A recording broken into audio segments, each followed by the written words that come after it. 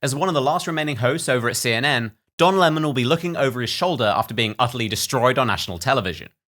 Well, this is coming when, there's all of this wealth and you hear about it comes as England is facing rising costs of living, a living crisis, austerity budget cuts, and so on.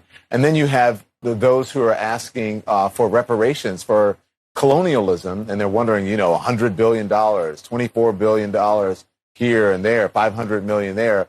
Some people want to be paid back, and members of the public are wondering, why are we suffering when you are, you have all of this vast wealth? Those are legitimate concerns.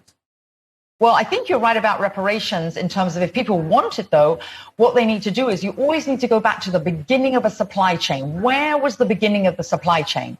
That was in Africa. And when across the entire world, when the slavery was taking place, which was the first nation in the world that abolished slavery? The first nation in the world to abolish it. It was started by William Wilberforce, was the British. In Great Britain, they abolished slavery.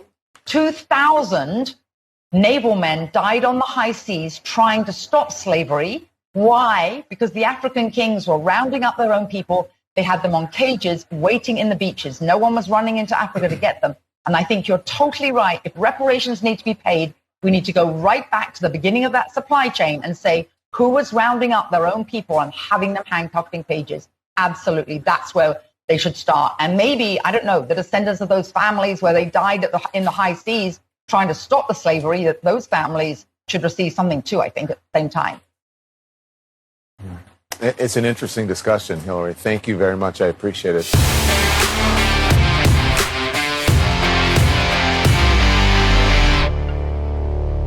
If you like that clip, subscribe to our YouTube channel, where you can watch full episodes and other clips just like this one.